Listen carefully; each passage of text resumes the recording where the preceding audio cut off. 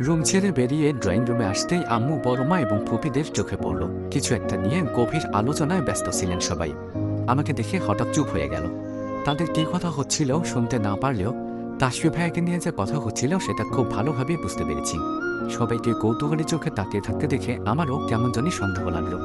কি এমন কথা বলছিল তাসফি ভাইকে নিয়ে যে আমি আসতেই নীরবতা ছেড়ে গেল সবাই? দাঁড়িয়ে আছিস কেন? চল তাড়াতাড়ি, সবাই অপেক্ষা করছে তো। নিভাবুর কথা শুনে তাকালাম আর মাথা ঘামালাম না সবার কথায়। যেতেই হঠাৎ ফোনের কথাটা মনে পড়ল। সারাটা দিন বজ্জাত লোকটার কথা ভাবতে ভাবতে ফোনের কথাটা ভুলেই গেছিলাম আমি। এগিয়ে গিয়ে ড্রয়িং রুমের টি টেবিলে থেকে ফোনটা হাতে নিয়ে চলে গেলাম ছাদের দিকে। চারতলা সিঁড়ি বেয়ে ছাদের কাছে আসতেই সবার গলা ভেসে আসলো কানে। এতদিন পর তাসফি ভাইয়ের আগমনে যে কাজীর মহলের আড্ডায় প্রাণ ফিরে পেয়েছে সেটা বুঝতে কোনো অসুবিধা হচ্ছে না। ছাদের মধ্যবর্তী স্থানে আসতেই বুকে টিপ টিপ শব্দ শুরু হয়ে গেল। আড্ডার মধ্যমণি হওয়া মানুষটির দিকে নজর পড়তে আরও একটু এগিয়ে যেতে তাসফি ভাই তাকালেন আমার দিকে। অদ্ভুত একটা হাসি লেগে আছে ওনার ঠোঁটের কোণে। সবার সামনে গিয়ে দাঁড়াতেই রাহাত বলে উঠল, মহারানীর আগমন ঘটেছে, সবাই তাহার উপর ফুলের বর্ষণ করো। কটমট চোখে তাকিয়ে কিছু বলতে গিয়েও থেমে গেলাম। সবাই হো হো করে হেসে উঠল, শুধুমাত্র তাসফি ভাই ছাড়া। শাকিল ভাইয়া সবাইকে চুপ করতে বলে আমার দিকে তাকালেন। মূলত আমার চুপ করে থাকার একমাত্র কারণ জিমিয়াপুর বর শাকিল ভাইয়া। ভাইয়া আমার দিকে তাকিয়ে বললেন, যাক অবশেষে ছোট শালিকের দর্শন পেলাম। তা শালি সাহেবা এতক্ষণ কোথায় ছিলেন? জামাইয়ের আদর খাচ্ছিলেন বুঝি? ভাইয়া আপনিও? আচ্ছা আচ্ছা ঠিক আছে, বসে পড়েন। আবারও হেসে উঠল সবাই। এদিকে আমি মুখ গোমরা করে বসে পড়লাম ভাইয়ার এক পাশে। হঠাৎ তাসফি ভাই বলে উঠলেন, ভাইয়া কি যে বলো না তুমি, বাচ্চা কাচ্চা মানুষ জামাইয়ের আদর সইতে পারবে কি? দেখা যাচ্ছে জামাই এক হাত কাছে আসতেই ভয়ে অজ্ঞান হয়ে মাটিতে লুটোপুটি খাচ্ছে। দেখেন তাসফি ভাইয়া, আপনি কিন্তু দেখার সেই সুযোগটাই তো পেলাম না এতদিনে। তবে তুমি বললে আজ সেই সুযোগটা নিতে পারি বলে চোখ মারলেন উনি। আমি ফট করে তাকালাম ওনার দিকে। একটা মানুষ কতটা বজ্জাত হলে সবার সামনে এসব কথা বলতে পারে? সবাই একেবারে চুপ হয়ে গেছে তাসফি ভাইয়ের কথা শোনার পর। আমি রেগে উঠে কিছু বলতে গেলে রাহাত ফট করে বলে উঠল, তাসফি ভাই তোমরা বরং দেখা দেখি করো, আর আমরা এখানে থেকে কি করব? রাহাত, এগুলো বলার জন্য কি আমাকে তুমি এখানে নিয়ে আসলা? রিভাবু থাকো তোমরা, বলেই উঠে দাঁড়ালাম। রিভাবু সাথে সাথে বলে উঠল, আরে আরে তুই কোথায়? আরে শালিকে এত রাগ করছো কেন? বসো তো এখানে, বলেই আমার হাত টেনে ধরে বসিয়ে দিলেন শাকিল ভাইয়া। সবাই একবারে চুপ হয়ে গেল। রিমাপু বলল, এই মেয়েটা রাগ যে কবে কমবে আল্লাহ মালুম। শ্বশুরবাড়ি গিয়ে যখন জামাইয়ের কেলানি খাবে এমনিতে রাগটা কমে যাবে দেখিস। কথার পিঠে কিছু না বলে নিরুত্তর হয়ে বসে রইলাম। হালকা করে মাথা উঠিয়ে তাসফি ভাইয়ের দিকে তাকিয়ে দেখি উনি আগে থেকে তাকিয়ে আছেন আমার দিকে। সাথে সাথে চোখ ফিরিয়ে নিলাম। এই মানুষটা সারাদিন কি দেখে এত আমার মাঝে সেটাই বুঝলাম না। শাকিল ভাই বলে উঠল, ওর কথা রাখো এবার, শালাবাবুর কথা শুনি তো। শালাবাবু এবার কি প্ল্যান? পিএইচডি তো শেষ, ভার্সিটিতে জয়েন করছো কবে থেকে? প্ল্যান তো অনেক বড় ভাইয়া, ভাবছি এবার বউয়ের উপর পিএইচডি করে বাচ্চা কাচ্চা নিয়ে সংসার সামলাবো। ওনার কথায় ফট করে তাকালাম ওনার দিকে। অদ্ভুত হাসি লেগে আছে ওনার ঠোঁটে। কয়েক সেকেন্ড চুপ করে থেকে সবাই একত্রে হেসে উঠল। আমি সাথে সাথে চোখ ফিরিয়ে নিলাম ওনার থেকে। শাকিল ভাই বললেন, বাহ, এই না হলে আবার শালাবাবু। ভাবছি এবার আমিও কিমিয়াপুর আগে চোখে তাকাতেই চুপ হয়ে গেল ভাইয়া। সাগর ভাইয়া বলে উঠল, বাচ্চা কাচ্চা মানুষের বিয়ে হয়ে যাচ্ছে, আর আমরা জীবনে কি করলাম? রাহাত ভাইয়া তাসফি ভাইয়ের সাথে সাথে এবার আমাদের একটা হিলে করেন। এই না না, আমার দরকার নাই, আমার বাচ্চা একটা গার্লফ্রেন্ড আছে, তাতেই হবে। রাহাতের কথায় ধমক দিয়ে রিভাকু বলে উঠল, এই থামতো তোরা, তোদের গার্লফ্রেন্ডের বউ নিয়ে পড়ছিস কেন? তাসফি ভাই তুমি একটা গান শোনাও তো, এদের কথা ভালো লাগছে না শুনতে, কতদিন তোমার গান শোনা হয় না। এবার সবাই বেশ উত্তেজিত হয়ে গেল তাসফি ভাইয়ের গান শোনার জন্য। আমি তাকালাম ওনার দিকে।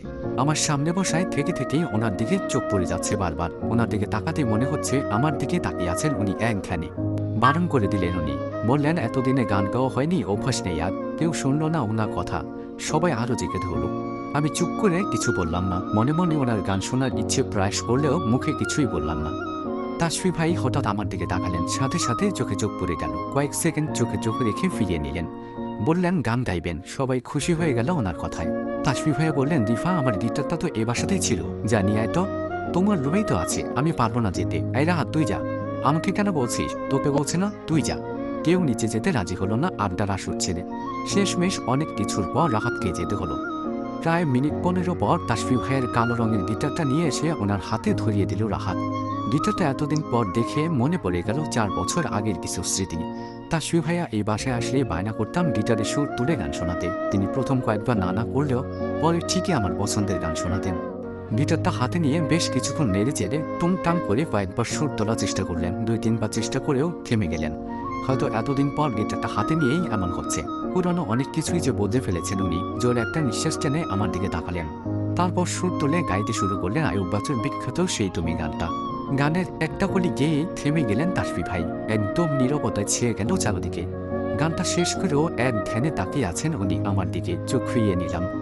এতক্ষণে বেহায়ার মতো ওনার দিকেই তাকিয়েছিলাম আমি। ওনার সমস্ত আবেগ, ভালোবাসা, অনুভূতি দিয়ে গাওয়া গানটা যেন আমাকেই কেন্দ্র করে। সেটা কিছুটা হলেও বুঝতে পারছি। আমার অভিমানগুলো সরিয়ে দিতেই গানের প্রতিটা লাইন উৎসর্গ করছেন উনি। আর বসে থাকতে পারলাম না ওখানে। নিচের দিকে তাকিয়েও বেশ বুঝতে পারছি ওনার এই অবাধ্য চোখ দুটো আমার দিকেই আবদ্ধ হয়ে আছে। ছলছল করে উঠল চোখ দুটো। নিচের দিকে তাকিয়ে সবাইকে উদ্দেশ্য করে বলে উঠলাম, আমি একটু আসছি, থাকো তোমরা। বলেই উঠে গেলাম সেখান থেকে। কেউ কিছু বলল না, হয়তো কিছুটা হলেও সবাই আন্দাজ করে ফেলেছে। জোরে জোরে পা ফেলে ছাদের অপর পাশে এসে দাঁড়ালাম। চোখ দুটো বন্ধ করতেই কয়েক ফোঁটা অশ্রু বিসর্জন হলো। বার কয়েক জোরে জোরে নিঃশ্বাস টেনে নিলাম। এই মানুষটাকে এত ভোলার চেষ্টা করেও কখনোই ভুলতে পারিনি। ভেবেছিলাম কিশোরী বয়সের আবেগ সময়ের সাথে সাথে ঠিক হয়ে যাবে, কিন্তু এই 4 বছরে ওনার প্রতি আমার অনুভূতিগুলো 1000 গুণে বৃদ্ধি পেয়েছে। শত চেষ্টা করেও ভুলতে পারিনি ওনাকে। হঠাৎই 5 বছর আগে কিছু স্মৃতি ভেসে উঠল চোখের সামনে। তখন মাত্র 14 বছর বয়সের কিশোরী আমি। দুরন্তপনা আর বাচ্চামো লেগেই থাকতো সারাদিন। পরিবারের ছোট মেয়ে হওয়ায় হুটহাট বাচ্চামিতে কেউ কিছু বলতো না। শাসনের মতোই আদরটাও অনেক বেশি ছিল। কিন্তু আমার সকল দুরন্তপনার অবসান ঘটত তাসফি ভাইয়ের কাছে। ছোট থেকেই কেন জানি অকারণেই ভয় পেতাম ওনাকে, কিন্তু ভালো লাগাটাও ছিল আকাশ ছোঁয়া। স্কুলের বান্ধবীদের প্রতিনিয়ত ভালোবাসার গল্প শুনে তাসফি ভাইকে ভালো লাগার মাত্রাটা যেন দিন দিন বেড়েই চলেছিল। অজান্তেই এটা ওটার বায়না করতাম ওনার কাছে। কোনো এক কারণে আমার বায়নাগুলো অনায়াসে পূরণ করতেন তাসফি ভাইয়া। সেবার ফাইনাল পরীক্ষার আগে কোনো এক কারণে ঢাকা থেকে বাসায় এসেছিলেন উনি। পরের দিন চলে এলেন এই বাসায়। তাসফি ভাইকে অনেকদিন পর দেখে আমার খুশিগুলো ছিল আকাশ সমান। সারাদিন তাসফি ভাইয়ের আশেপাশে কাটিয়েও মনটা কিছুতেই ভরল না আমার। রাতে এক প্রকার লুকিয়েই ওনার রুমে ঢুকে গেলাম। পুরো রুম খুঁজেও যখন ওনার দেখা পেলাম না, তখন বারান্দায় চলে গেলাম। বারান্দায় দাঁড়িয়ে আকাশের দিকে তাকিয়ে ভেবে চলেছেন কিছু একটা। আমি গিয়ে পাশে দাঁড়াতেই উনি আমার দিকে ফিরে বলে উঠলেন, এই রাতের বেলা আমার রুমে কি করছিস? যা গিয়ে ঘুমিয়ে পড়। ঘুম লাগছে না ভাইয়া? ঘুম লাগছে না তো আমার রুমে কি? গিয়ে বই খুলে পড়তে বস, এমনিতেই ঘুম আসবে। অনেক পড়েছি এতক্ষণ, বলেই চুপ হয়ে গেলাম। তাসফি ভাইয়া হাজারো বিরক্তি নিয়ে তাকিয়ে আছেন আমার দিকে। একটু সাহস নিয়ে বললাম, একটা গান শোনাও না ভাইয়া। অনেক দিন তোমার গান শোনা হয়নি। রাত বিরুতে গান শোনার জন্য আমার রুমে আসছিস না বেয়াদব? যা গিয়ে ঘুমিয়ে পড়।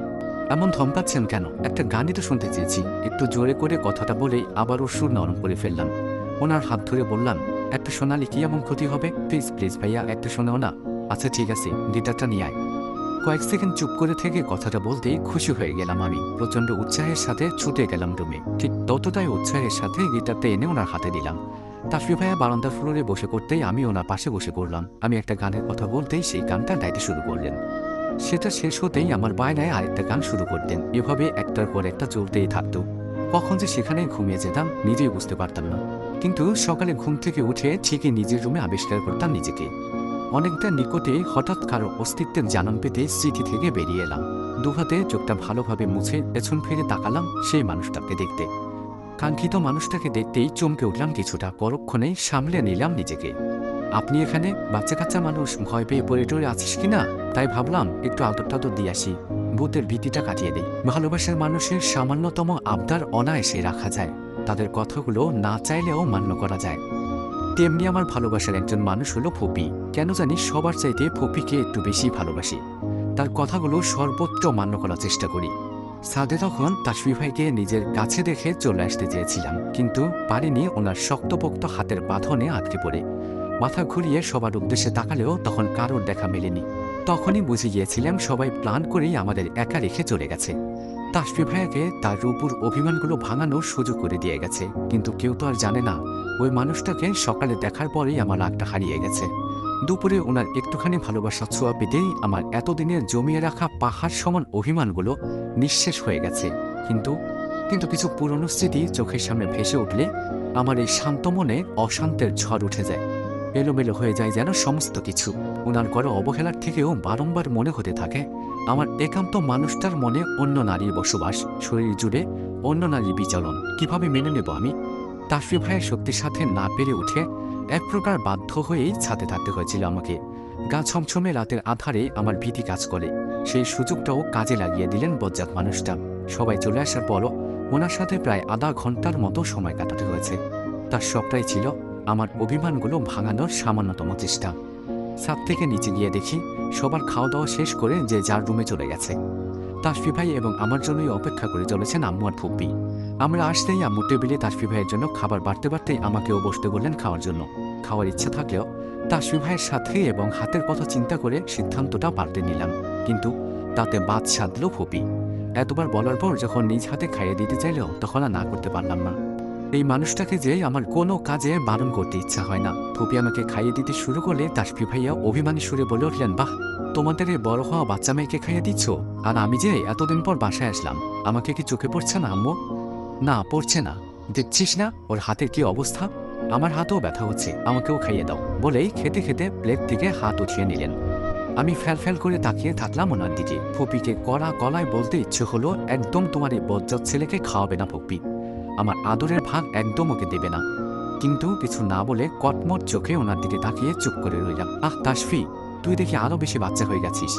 দেখছিস তো ও খেতে পারছে না। আচ্ছা আচ্ছা ঠিক আছে, আমি আবার ভালো মানুষ, তাই কিছু মনে করলাম না। নে, এবার নাটক করতে হবে না, হা কর। তাসফি ভাই নিজের প্লেট থেকে খেতে শুরু করতেই ফুপি এক লোকমা করে এগিয়ে দিলেন ওনার দিকে। হেসে আমার দিকে তাকিয়েই খেয়ে নিল। তারপর বলে উঠল, তুমি বললে তাই নিলাম, কিন্তু আম্মু আমি আবার বাচ্চা কাচ্চাদের আদরে ভাত বসাই না, কিন্তু প্রয়োজনে আদরে আদরে অতিষ্ঠ করে নিতে পারি। সাথে সাথে চোখ ফিরিয়ে নিয়ে আমি বললাম, বজ্জাত একটা লোক, তাকে আদর করবি কর না, আমার দিকে তাকিয়ে বলতে হবে কেন? জ্ঞান তো আছেই, প্রয়োজনে সারাদিন করে নিয়ে থাক, অসভ্য লোক কোথাকার। মনে মনে কঠিন ভাষায় একটা গালি দিলাম ওনাকে। ফুপি বলে উঠল, চুপচাপ খাবারটা শেষ করতো, বাজে কথা না বলে। তাসফি ভাইয়া কয়েক সেকেন্ড চুপ থেকে এক লোকমা করে মুখে নিলেন। তারপর অকপটে বলে উঠলেন, তোমার ছেলের বউকে একবার শুধু বাসায় আনতে দাও, তারপর দেখো তোমার আদরের প্রয়োজন হবে না আর। তোমার বাচ্চা বৌমা আমাকে আদরে আদরে ভরিয়ে রাখবে। কয়েক সেকেন্ডের মতো চুপ থেকে আবারও বলে উঠলেন, আম্মু তাড়াতাড়ি আমার বউকে বাসায় আনার ব্যবস্থা করো তো, একা একা ঘুমাতে ভয় লাগে আমার। না জানি এই ছোট্ট হাড়টা কখন জানি ঠাস করে ফেটে যায়।